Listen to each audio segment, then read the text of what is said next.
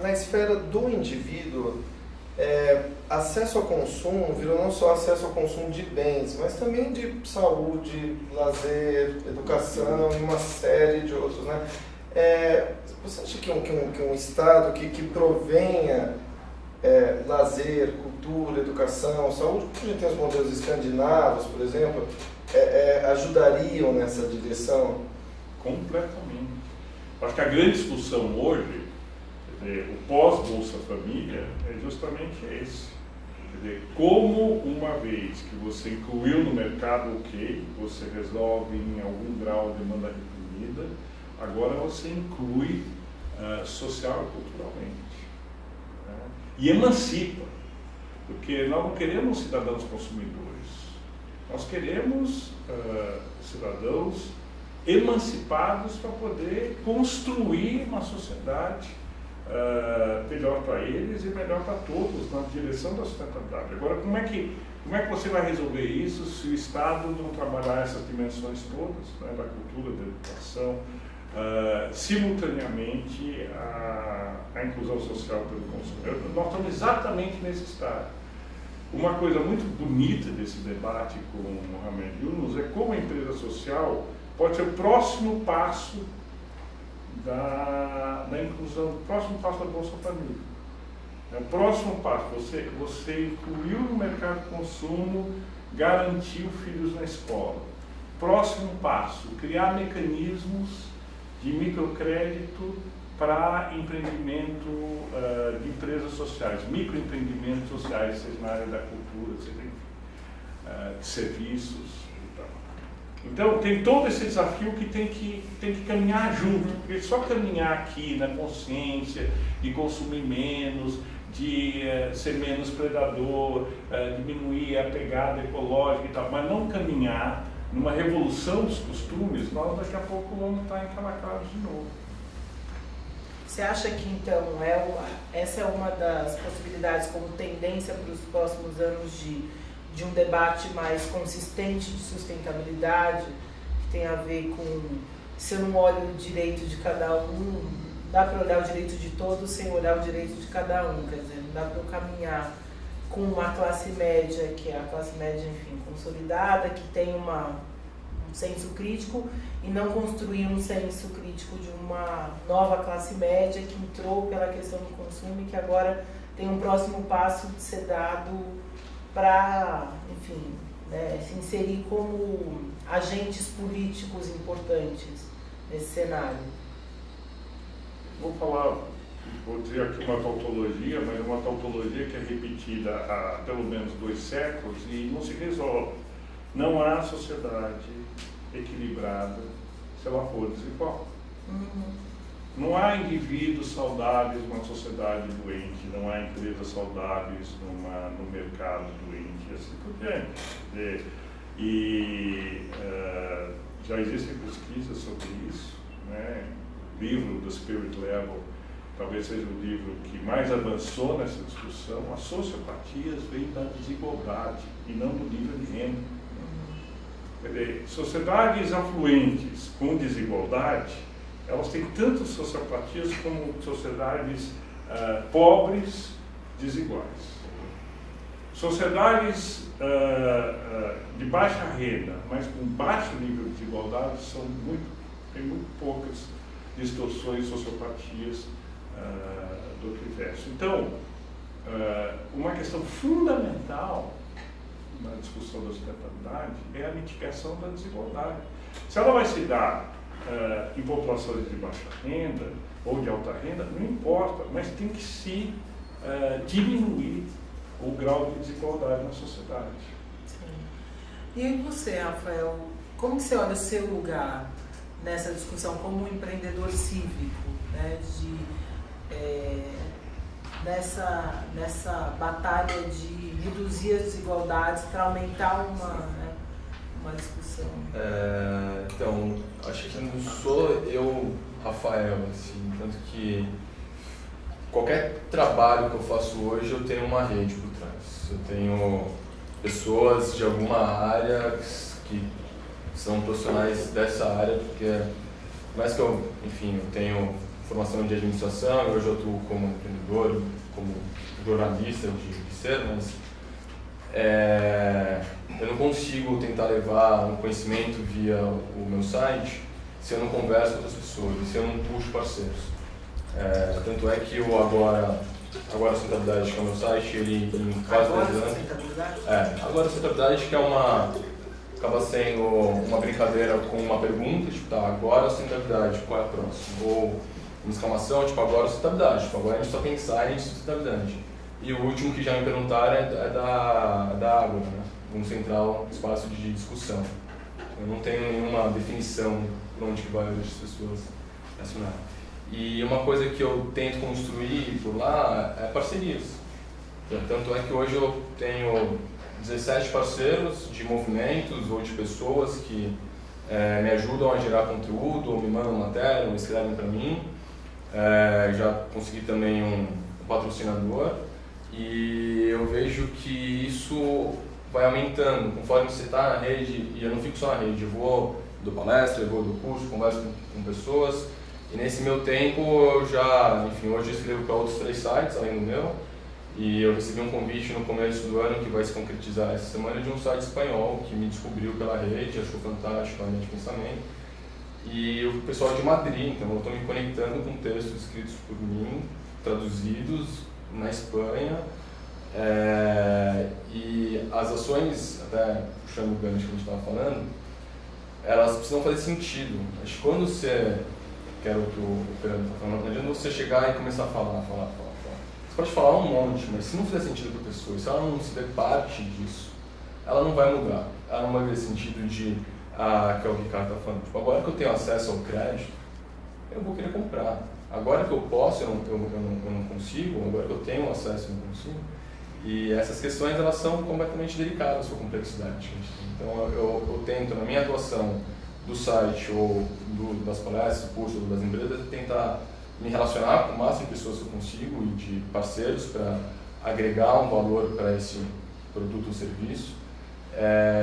E também entender quais são as especificidades de cada lugar que você está, que são completamente diferentes.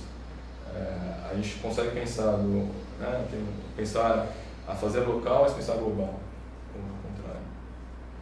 Fiquei confuso agora. Não, vale nas duas direções. Vale nas duas direções. Mas a gente tem que lembrar que tem as especificidades, né?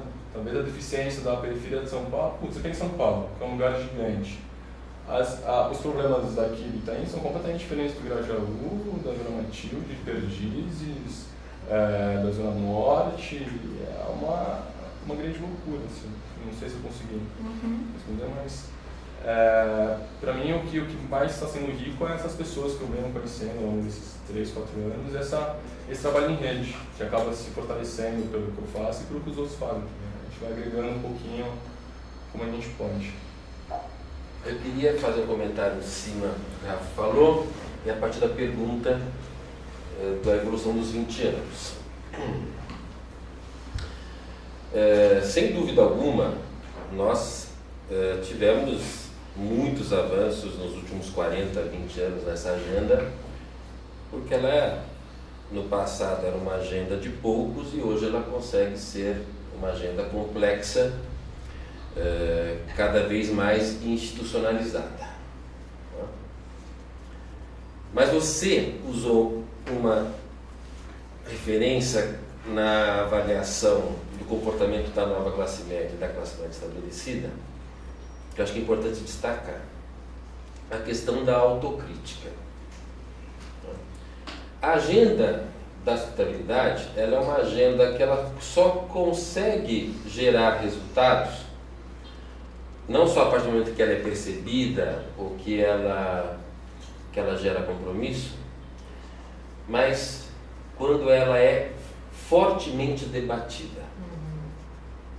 Por quê? Porque não existem soluções fáceis e não existem soluções comuns para problemas diferentes. Como ele mesmo colocou. A agenda do Itaim é uma, do Grajaú é outra.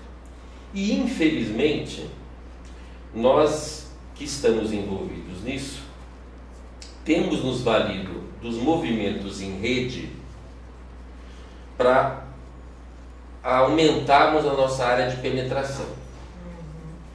Mas nós não conseguimos estabelecer ainda no nosso movimento o processo de crítica. Nós não nos criticamos. Nós não divergimos. Não é? E isso é fundamental nessa agenda. Nós temos que, em cima das diferenças que nos unem, não é? Criar pautas comuns. Onde que isso acontece na nossa sociedade? Não acontece. Você não discute dentro do lar. Você não diverge com seu pai.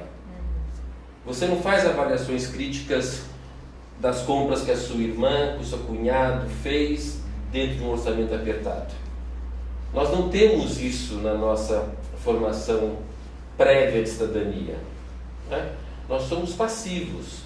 Nós achamos feio divergir, discutir, porque nós confundimos isso com brigar. Não é? E se nós estamos num processo de revolução, se nós queremos fazer uma grande movimentação para trazermos um mundo diferente já, nós precisamos divergir. Nós precisamos internamente apresentar as nossas diferenças. Porque você não consegue fazer uma agenda comum com 4, com 10 pilares. Não é? E isso é algo que nos falta. Dentro do Brasil, nós precisamos fazer com que essas lideranças, as pessoas estejam engajadas numa luta, numa missão, que nós possamos apresentar as nossas diferenças, os nossos pontos de vista, limarmos essas diferenças para nós avançarmos naquilo que é possível.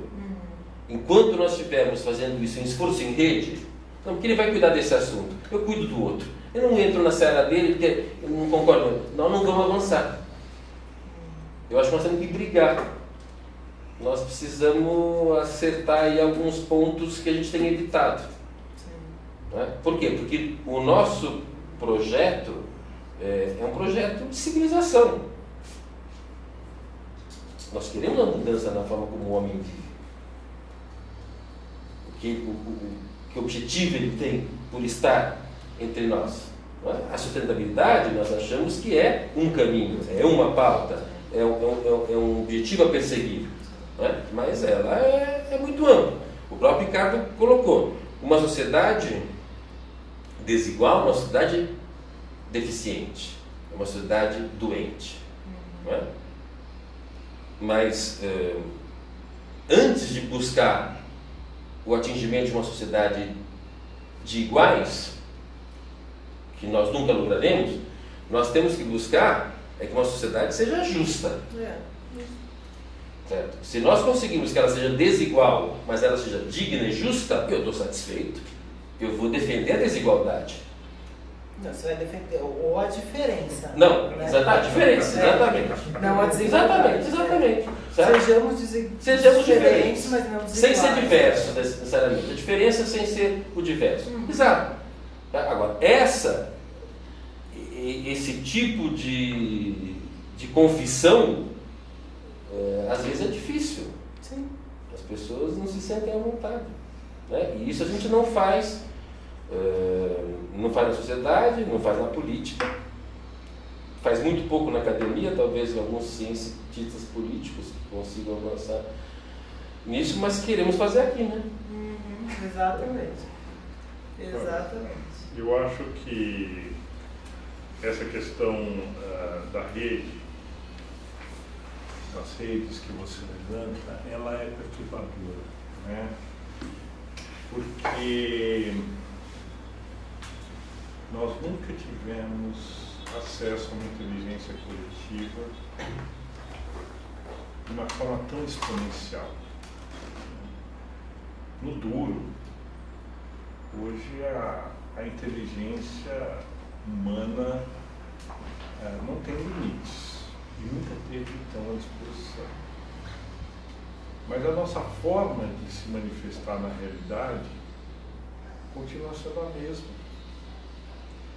Esses dias tivemos essas discussões sobre as manifestações pelo aumento de ônibus. Aí eu fiquei aquela pressão, não, os manifestantes quebraram porque foram reprimidos. Não, eles foram reprimidos porque quebraram, né? dilema de Tostines, Uhum. né? E o ponto é o seguinte, que velho essa forma de se manifestar, né? Quando a gente tem hoje uma inteligência coletiva excepcional, será que não tem outras formas mais eficazes de se manifestar? Então, o máximo da inteligência coletiva floresce, mas as nossas práticas e hábitos cotidianos são retrógrados. Aí, eu me lembrei esses dias da biografia do Satish Kumar, que veio a ser um dos fundadores da Schumacher College e um dos formuladores do conceito de ecologia profunda, né? Quando ele era jovem, lá no início da década de 60, ele ia ser monge. Depois de 9 anos como monge, né, da seita jainista, ele abandona o monastério porque ele entrou em contato com Gandhi. E aí ele queria efetivamente, enfim, ser mais útil à sociedade e agir na sociedade, foi muito influenciado pelos escritos de Gandhi e tal. E aí, no início da década de 60, ele ficou muito impressionado com uma manifestação antinuclear, anticorrida nuclear, que o Bertrand Russell tinha dirigido em Londres e tal, e ele tomou uma decisão absurda, que era de caminhar em Nova Delhi as principais capitais que estavam envolvidas com a corrida nuclear. Então, de Nova Delhi para Moscou para Paris, Londres, Washington. E ele, então, resolve, ele e o meu parceiro, fazer essa caminhada. Com uma placa contra a corrida nuclear, pela paz mundial, não sei o quê. Aí, antes de começar, a coisa já tinha levantado fundos, não sei o quê, ele vai consultar um dos principais discípulos de Gandhi, que era o Vinoba, e aí ele pergunta para o Vinoba, bom, e aí? E o Vinoba tinha uma característica, né, que era disseminar a questão da reforma agrária na Índia, andando pelas vilas e convencendo os donos de terra a doarem parte da sua terra, enfim. Aí ele chega para o Vinoba e pergunta para o Vinoba, tudo bem, o que você acha? Aí o Vinoba vira para ele e diz o seguinte, tudo bem, mas desde que vocês façam 2 votos. O primeiro voto é não comer carne, porque a probabilidade de vocês se intoxicarem comendo carne é grande. A segunda é não levem um tostão. Aí ele diz, mas como não levam um tostão? Bom, se vocês estão querendo disseminar um movimento contra a corrida armamentista, vocês precisam falar com as pessoas. As pessoas precisam se aliar às suas causas. Se vocês forem levar dinheiro, o que vai acontecer? Vocês vão ficar em hotéis, vão comprar sua própria comida e vão ficar conversando com vocês mesmos. Agora, se vocês levarem um tostão e fizerem o voto de não levar um tostão, vocês vão ter que convencer as pessoas que a causa de vocês é nobre e elas terão que... Bom, eu preciso dizer o que aconteceu quando eles chegaram em Londres, né? Tudo que eles precisaram veio, enfim, em abundância e se tornou, enfim, um ícone na época, né, de um protesto. Então, por que eu tenho pensado nisso? Porque nós levamos nossas causas de uma forma muito careta. Muito careta, né? Quer dizer, alguém teria coragem de fazer alguma coisa como essa hoje? Caminhar 1 ano e meio, foi o que levou a caminhada deles. 1 ano e meio sem um tostão no bolso, vila por vila, com as mais diversas línguas. Imagina o que foi atravessar o Afeganistão, a ex-União Soviética a pé, né? Sendo acolhido por camponeses e tal. E com essa mensagem, eles levaram a mensagem pacifista por vários continentes. Então, eu acho que falta isso. Eu acho que falta esse tipo de ousadia na nossa era. E aí, eu acho que as redes, elas são excepcionais do ponto de vista da possibilidade, mas a ação política é uma fração do que podia ser. Sabe, Ricardo, que eu tenho percebido especialmente esse ano, nas principais organizações ambientalistas, no Greenpeace, no WWF, na SOS Mata Atlântica, todas estão pensando em se reinventar. Todas. É impressionante como é um ponto comum em todas, como se reinventar e levar essa mensagem de apenas o ativismo pelo ativismo, como é que a gente entrega com outro envelope esse mesmo trabalho, essa mesma causa, esse mesmo conteúdo. E são reflexos do movimento no hemisfério norte. Certo? A sociedade civil vai às ruas se manifestar, protestar de forma desorganizada e à parte das ONGs. Você não me representa mais. Eu estou legitimando uma ação coletiva desorganizada porque você não foi capaz de se dar conta, entendeu? Desse clamor que vinha ali amadurecendo. Isso é porque as ONGs se profissionalizaram. Hoje no Brasil, as ONGs recrutam profissionais do mercado. Executivos estão saindo do capital e trabalhando no terceiro setor. Então, realmente, é uma hora... Mas também é verdade, Fernando, que essa rejeição pelas ONGs também não levou a soluções. Né? Olha a Praça Taí, as manifestações todas que começaram na Praça Taí, né? Depois na Espanha e tal, enfim, se disseminaram. O que aconteceu de fato? Eles estão buscando canais de comunicação, né? Impacto midiático, canais.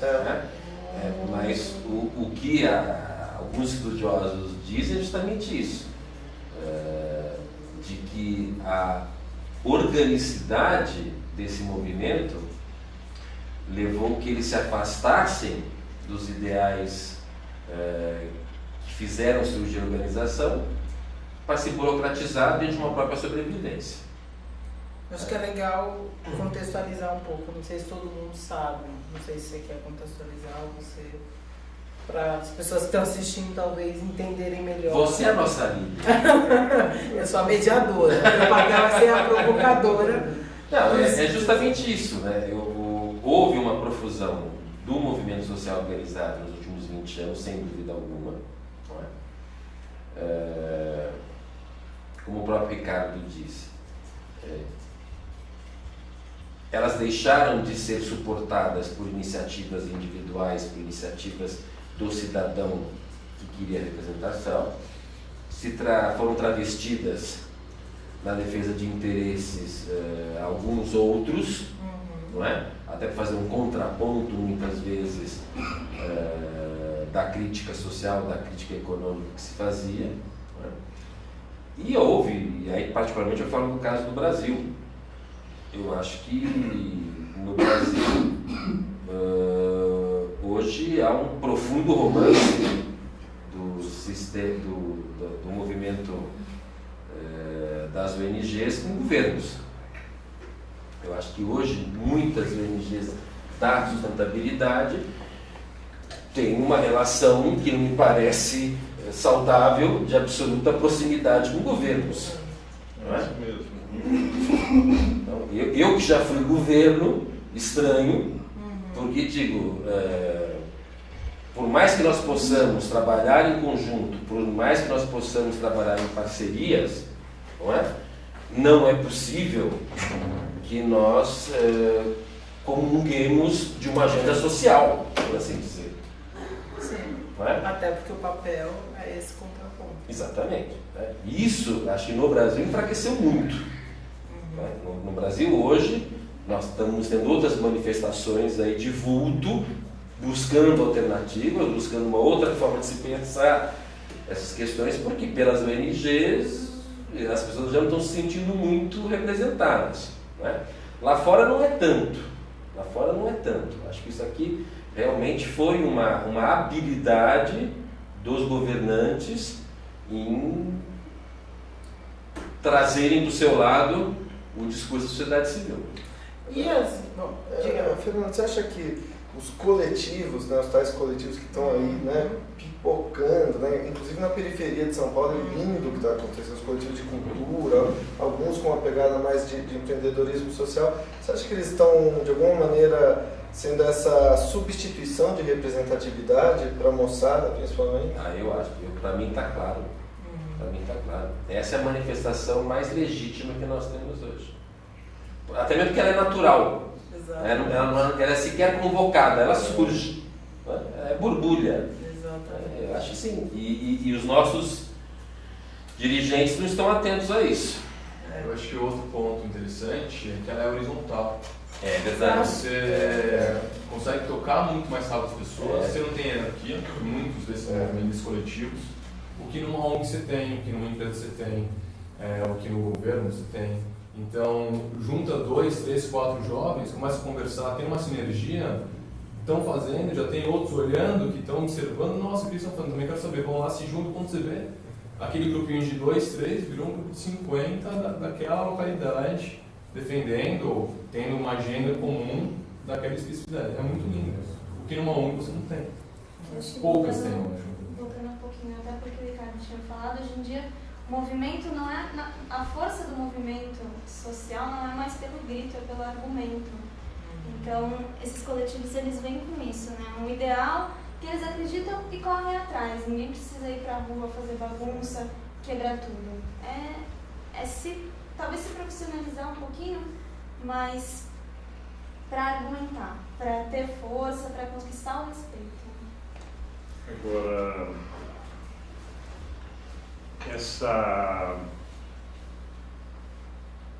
eu acho que nós temos que...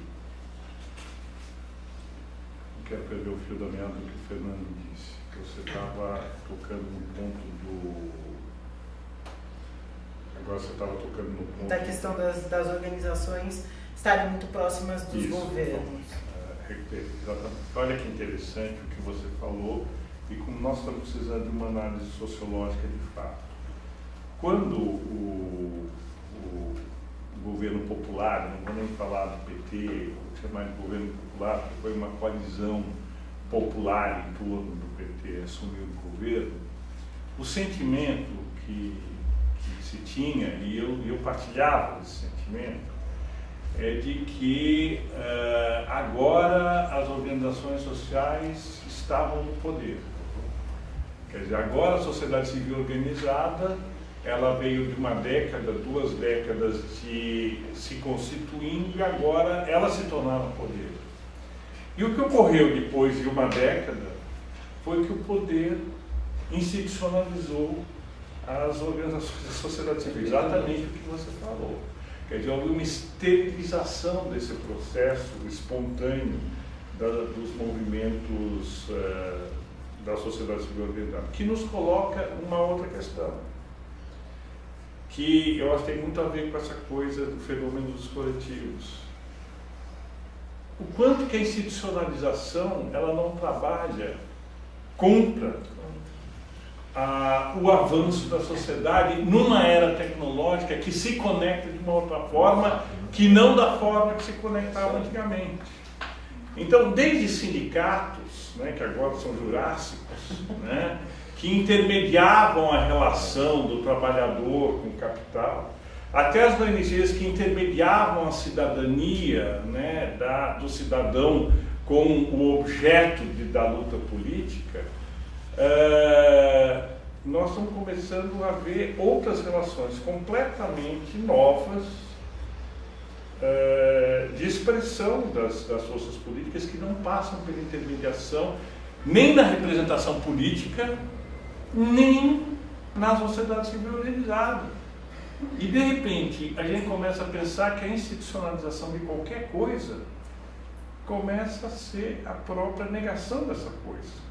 Eu, por exemplo, deixa eu falar um pouco sobre o Instituto Ethos, né, que é uma entidade empresarial. Né? No começo, o Ethos se sustentava das contribuições das empresas e da sua conferência. Depois, o Ethos começou a crescer e precisava, então, de mais recursos e passou, além da conferência da contribuição das empresas, contar com a contribuição dos projetos. Aí, como a contribuição dos projetos era parte variável, né, já que a expansão dos associados e a conferência tinham, enfim, já tinham chegado ao seu ponto, então o ETS começou a buscar projeto. E quando se viu que a busca de projetos poderia estar negando a própria natureza do ETS, o que o ETS fez? Resolveu encontrar um grupo de patrocinadores. E sabe o que aconteceu com o ETS? Imobilizou-se.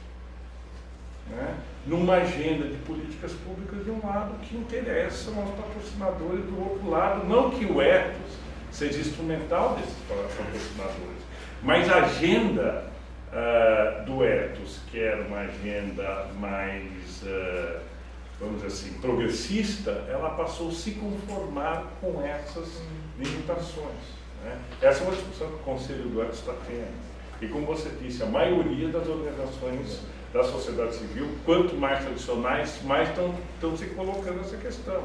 O quanto que essa institucionalização é a própria morte das organizações da sociedade civil organizada. E as novas formas de organização social precisam ser melhor compreendidas. E no caso do setor público, pior ainda, né? Porque a gente ainda não tem, talvez, uma anarquia digital organizada, se é que se pode falar em anarquia organizada, e você tem uma sociedade borbulhante aqui, e um setor público que vai ficar jurássico se já não está em relação a isso que está acontecendo. Né? Faz tempo que está. É o fim do Estado, está anunciado, vamos organizar de outra forma. Como ele está, ele não sobrevive. O poder público, como está, ele não sobrevive. É o fim do que a gente conhece como Estado. Aliás, a sua brilhante palestra lá no Rasta foi brilhante. Você falou sobre o fim do Estado. Você falou, até o final do século, o que nós entendemos para o Brasil hoje... Nessa questão da institucionalização, você vê que os teóricos de rede, pelo avanço do fenômeno, né, em escala planetária, eles insistem em uma palavrinha que é muito bonita. Eles falam assim, a rede tem que ser, além de horizontal, essencialmente frouxa. Uma rede ela só existe a partir do momento que ela for frouxa. Não é desorganizada, frouxa. Se você for institucionalizar, se você for querer hierarquizar, acabou a rede. Tá. Frouxa nesse sentido de ser maleável, de você poder... Isso. Entendi, tá. E porque ela tem que dançar ao ritmo dos acontecimentos. Exatamente. E o papel da educação em tudo isso? Eu acho o Rui de Paula, que é outro jovem, e o Carlos, eles trazem essa preocupação de pensar como que a educação entra num processo de poder contribuir para isso que a gente está chamando de tendência do debate de sustentabilidade. Onde é que ela entra? Quais são os limites da educação? Né? O que a gente está chamando de educação? Vocês podem responder também. Olha, a educação, esse é um tema que os especialistas, enfim, se debruçariam algumas semanas para sair do primeiro ponto. Tá bom, isso. Eu ia falar alguns anos para... O ponto é que a educação da forma que a gente conhece ela precisa ser totalmente desconstruída. Primeiro porque ela é estruturada dentro de uma visão industrial da educação. De que o conhecimento é um processo progressivo. Para conhecer B, você precisa conhecer A primeiro, para conhecer C, você precisa conhecer A, B. E que o conhecimento se estrutura por idade. Né? A capacidade cognitiva ela é cronológica.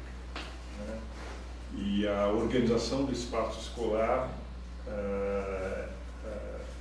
é compartimentada de um lado, né, e dividida por temas que não se articulam. Isso está mudando na escola particular, mas ainda não mudou na escola pública. Então, desconstruir a educação é entender que os fluxos de informação e a forma de decodificar essa informação e estruturar essa informação passam por espaços completamente diferentes. Eu acho que eu tive um grande choque quando eu conheci o Media Lab. O Media Lab é esse laboratório, né, digital no MIT, e eu ouvia falar muito, né, quando o Negroponte escreveu o primeiro livro dele, né, Revolução Digital, foi um dos fundadores do Media Lab, né. Ele falava do Media Lab, eu ficava fascinado e tal. Um dia eu tive a oportunidade de conhecer o Media Lab. Eu cheguei no Media Lab. Gente, que decepção. É uma bagunça. Mas uma bagunça. Pedaço de pizza amanhecida, distribuído no meio da sala. Mochila larga, bicho de pelúcia rasgado, em cima dos lugares, assim. Eu olhava aquilo, né? Era tudo que você podia não imaginar que seria um espaço de inteligência. Aí nós fomos recebidos pelos alunos e tal, e os caras foram nos postando o que eles estavam fazendo. Mas eram coisas assim absolutamente geniais. Absolutamente geniais. Né? Desde automóveis que, enfim, estacionavam de qualquer jeito, passando pela composição de música através do uso de cores. Naquela época, hoje já não é um avanço, mas falando de alguma coisa de 6, 7 anos atrás, as fotos com alto movimento, né? Que você programava o próprio movimento da foto, coisas absolutamente geniais. Quer dizer, bom, como é que os caras que não conseguem guardar pizza, né, sei lá, jogar pizza no lixo, né, conseguem fazer esse troço? Então, tinha uma coisa, a gente perguntava isso, né, para o Peter Senge e tal, como é que é isso? Ele dizia assim, liberação selvagem da mente. Quer dizer, você não cria nenhuma condicionante para que a mente e a criatividade se expresse radicalmente. É isso que eles faziam lá. Você quer sentar e fazer programação nu, porque nu você se sente melhor? Faça, entendeu? Não é essa questão não é importante. O importante é que a expressão criativa surja radicalmente. E todo o resto deve se organizar em torno disso. Não é absolutamente genial. Agora, se você, como eu, né, preconceituoso, cheguei lá e comecei a medir o lugar, né, pela estética tradicional que você esperaria de um centro de inteligência. Então, a educação, ela precisa desse tipo de choque. A gente precisa liberar a mente selvagem, criativa, na sua melhor expressão. E todos os processos pedagógicos hoje existentes são confinadores dessa inteligência. Agora, sabe como faz? Não sei, o mundo inteiro está experimentando. Talvez como o Fernando colocou, você colocou esse próprio acesso quase universalizado, uma questão de tempo, né, às redes, a internet, talvez isso seja um ótimo nivelador nesse sentido, né, Ricardo? Talvez a gente tenha o cara que está vendo aqui, ele vai achar o curso de teatro que é do coletivo X, que é logo ali na esquina, né? Então acho que esse processo vai depender, talvez assim como vai acontecer com o governo, o cara menos da instituição, escola, né, que talvez tem que voltar essa coisa do mestre, né, que conduz, né, e não o detentor do conhecimento, né, e você tem essa, acho que você vai ter mais autoescolha, né, você vai escolher no que você quer se educar, né? Eu vou ser aprendiz de não sei o que, eu gosto de mexer com madeira, eu vou aqui, que eu sei que tem um projeto do Marcelo Rosenbaum, tem um projeto do Teto para o Meu País, eu vou colar nesse pessoal, né? Acho que tem uma coisa importante mesmo que o Ricardo traz, é pensar numa educação que é empreendedora, né? Que ela não parte do princípio que todo conhecimento é aprendido pelo conceito. Ele é aprendido pela prática, ele é aprendido pelas vivências fora do espaço, fora dos mundos escolares. E eu acho que a gente ainda está muito preso a a uma educação que forma as pessoas. Saber, né, os 4 pilares da educação brasileira, eles não são por acaso, né? Aprender a conhecer, aprender a ser, aprender a fazer e aprender a conviver. Quer dizer, tem um sentido para isso acontecer. A gente para no aprender a conhecer no máximo, né? E aí a gente não consegue dar continuidade para um processo que seja mais integrado, né? E a educação passa por isso. E aí a gente faz muito essa discussão, né? Tá bom, todo mundo sabe que não pode matar a plantinha, que não pode desrespeitar as pessoas, todo mundo sabe. A questão é saber, a questão é o que eu faço depois que eu sei, assim, quais são as mudanças de atitude. Eu acho que é uma reflexão importante para pensar, né? Se a gente pensa que a educação é um espaço, mas que a educação que a gente está falando, adianta a gente ter aula de sustentabilidade na escola, no modelo que a gente tem, onde a gente vai parar com essa discussão, né? Então acho que isso é uma reflexão importante, né, para a gente pensar dentro dos nossos trabalhos o que a gente está chamando de educação. A gente está educando o que para quem, né? O que para quem. E é muito legal o que o Ricardo trouxe, que desconstruiu, acho, completamente o imaginário que você tinha de um ambiente que produz as iniciativas mais fantásticas, ou que seja, e quando você chegou você viu uma coisa completamente caótica, né? E eu acho que o entendimento das pessoas de lá, de deixar as pessoas produzirem pelas ideias e não pelo que elas vestem, ou pelo jeito que elas estão comendo, ou elas largaram, isso é fantástico. Você acaba liberando uma opção e uma liberdade de criação fantástica. E o que você traz de acesso à internet e a conhecimento, eu acho que tem 2 lados. Tem o lado que se a gente quiser saber agora, por tablet dela, o que está acontecendo, sei lá, na Coreia do Sul, ou uma inovação da Coreia do Sul agora, em 4, 5 cliques ela acha. Mas ao mesmo tempo, se ela quiser achar como que faz uma bomba, se ela quiser achar coisas sobre pornografia, se ela quiser achar coisas talvez seja o gosto dela, que seja, quem sou eu para discutir o gosto de alguém, mas que talvez não agregue muito como sociedade, também acho. Então tem muito isso. Mas, Fernando, isso é sensacional. Sim. Porque, vou dar um exemplo, o cara que vai querer saber sobre o nazismo, ele vai procurar isso no Google, os 2, 3 primeiros vão ser Wikipédia, falando sobre o Holocausto, sobre toda a história, sobre tudo que aconteceu, e o 3º, o 4º link vai ser do Partido Nazista. Então, o que é sensacional, e daí essa importância do mestre, não como detentor do conhecimento, mas sim de valores, porque aí você dá a possibilidade do quê? Se criar discernimento. A gente precisa de pessoas críticas, né?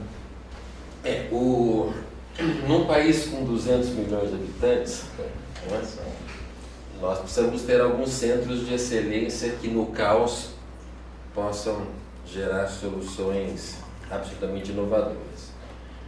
Mas todo o sistema educacional formal tem que ser naturalmente repensado, mas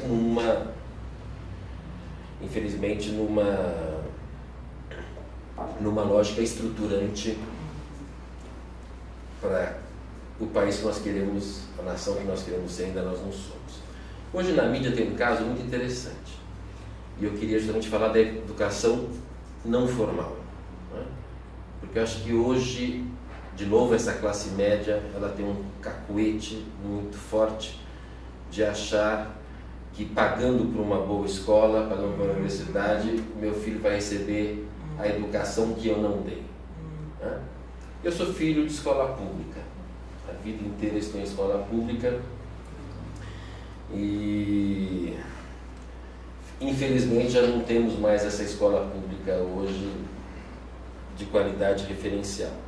Mas hoje uma escola paulistana de elite, né, viveu um movimento bastante atabalhoado na medida em que jovens, né, resolveram vestir saias em solidariedade a um aluno que foi barrado na semana passada pelo diretor da escola porque estava com um traje inadequado. Que era uma saia.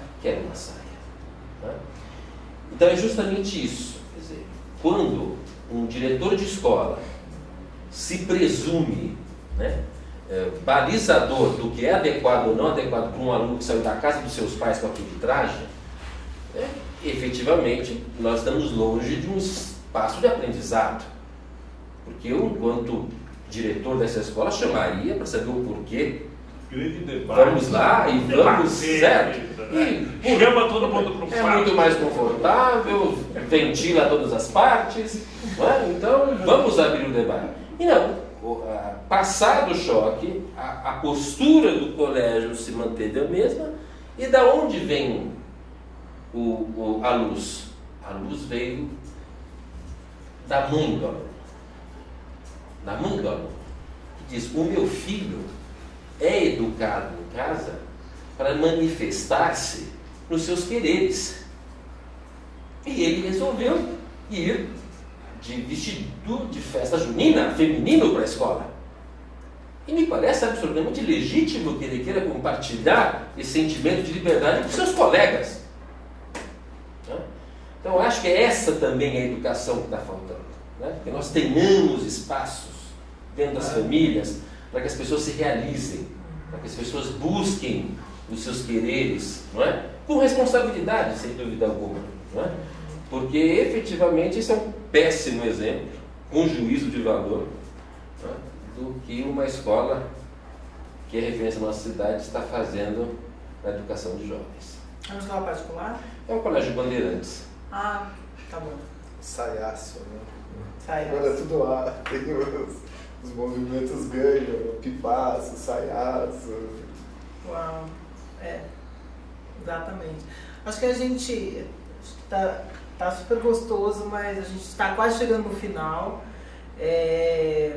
Queria, acho que vocês pudessem trazer, acho que talvez, que reflexões, né, vão nos ajudar aí a pensar no nosso trabalho daqui para diante, né? A gente falou muito sobre a importância da alegria, a importância da inovação, a importância da gente poder se permitir fazer coisas diferentes para poder chegar em respostas diferentes, né? De se realizar, essa questão da libertação da mente selvagem, isso é absolutamente, né, incrível, do poder que os diferentes lugares têm, né? Então os diferentes setores, a importância que um tem para balizar não controlar, mas de provocar o lugar do outro, né? Então a importância da sociedade civil em relação ao governo, a importância das empresas em relação à sociedade civil, enfim, como é que a gente restabelece relações que sejam mais igualitárias, né? Diferentes mais iguais, né? E acho que vale agora, né, ouvir um pouco depois desse debate super gostoso, o que é que fica pra gente pensar, tá bom, para onde vamos ir, né? O que a gente faz? Pega o manual, que vai cair do céu. Isso, boa. Se inscreve para ser líder rápido. Isso aí. Jovem rápido, empreendedor rápido. Aqui você vai ter E que eles vão fazer o oportunidade de diálogo, de manifestação justamente das suas intranquilidades, com compromisso de, num trabalho com todos os outros inquietos, pensarmos uma alternativa que não está posta, que tem que ser pensada, que tem que ser construída, porque nós queremos uma manhã diferente. Certo? Nós não queremos acordar em 10 anos conhecendo o que nós já conhecemos. Eu tenho medo das respostas prontas. Eu acho que são mais provocações, eu não acho são nem respostas. A gente né? tem que isso. Esse é um espaço Eu acho que a gente que não está tem em essa construção, que é democrático na sua essência, que tem que justamente gerar mais e mais oportunidades para que floresçam essas alternativas, envolvendo todos aqueles jovens, empreendedores, líderes, comprometidos, ética e com os valores de sustentabilidade, a pensar um Brasil melhor, mais justo.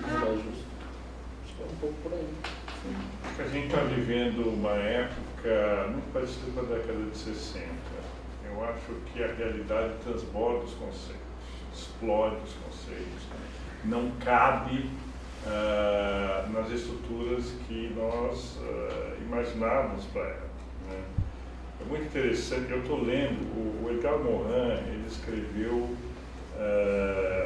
3 livros na forma de diários, que são publicados no Brasil pelo SESC. E eu estou lendo o Diário da Califórnia, que foi uma experiência de um ano sabático que foi 1 ano para o Instituto Salk, em San Diego, né, como um professor visitante, e ele descreve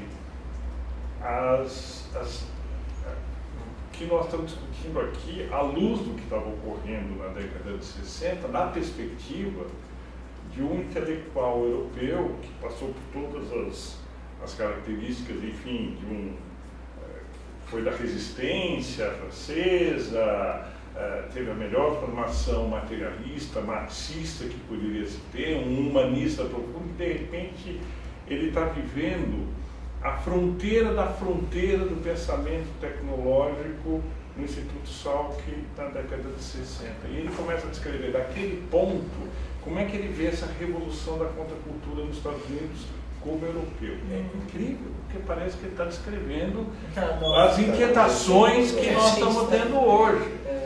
Porque a realidade não cabe mais nos conceitos que nós, enfim, é exatamente o que aconteceu na década de 60. Né? Eu era jovem na década de 60, na verdade eu estava me formando, né, na minha adolescência, mas eu consigo sentir a mesma angústia de não se ter certezas, né, mas a clareza de que não é possível se ter certezas. Né? Que não é possível se tentar fazer diagnósticos claros, etc. E uma sensação profunda de que há a emergência de uma possibilidade civilizatória totalmente nova. Totalmente nova. Eu tenho essa sensação assim, muito clara. As pessoas dizem, pô, Ricardo, você é um puto otimista. Pode dizer palavrão? Pode. Nesse horário pode. Ricardo, você é um puto otimista, etc. Eu não sou otimista. Eu tenho a sensação quase instintiva de emergência de uma coisa absolutamente extraordinária. Você sabe que isso na virada sustentável é muito bonito de você ver isso, como assim, dar oportunidade, seja de fazer uma oficina de compostagem, de estar de bike num passeio, como as pessoas querem isso. As pessoas querem, eu acho que talvez o que falte um pouco é porque elas querem, mas elas não enxergam governo nesse sentido, elas não se sentem respaldadas por qualquer ação pública, algumas talvez pontuais, a ciclovia aqui, uma coisa muito tímida, não se sentem respaldadas muitas vezes nas organizações, porque chega lá, não, espera, eles têm que falar com fulano, e tem que fazer assim, né? Então talvez falte essa possibilidade, né? Porque assim, o que tem essa emergência, puta, eu não tenho a menor dúvida. Isso não diz respeito à classe social, à idade, a gosto. Todo mundo, ainda mais numa cidade como São Paulo, isso está quase explodindo. Né? Essa vontade de ter uma São Paulo de 20 anos atrás, que as pessoas pelo menos se respeitavam. Né? É muito forte isso. Né? A questão é realmente o que vai acontecer. A gente vai ter que explodir, vai ter que quebrar a Paulista inteira para mudar, né? Ou será que a gente vai ter talvez gestores públicos que vão, peraí, isso aqui é um espírito do tempo da sociedade, então eu vou pensar alinhado com isso, né? Que acho que fica uma provocação para a gente, Deusilene Nóbrega, lá de Fortaleza, Ceará, uma das nossas também jovem RAPs, ela, né, concorda da importância da gente trabalhar esse tema dentro das escolas e de fazer isso de uma forma muito mais inovadora. E ela deixa a provocação da gente pensar assim, por que a gente então, se isso é tão fundamental e importante, por que a gente não tem tecnologias sendo desenvolvidas com base nessa sustentabilidade que a gente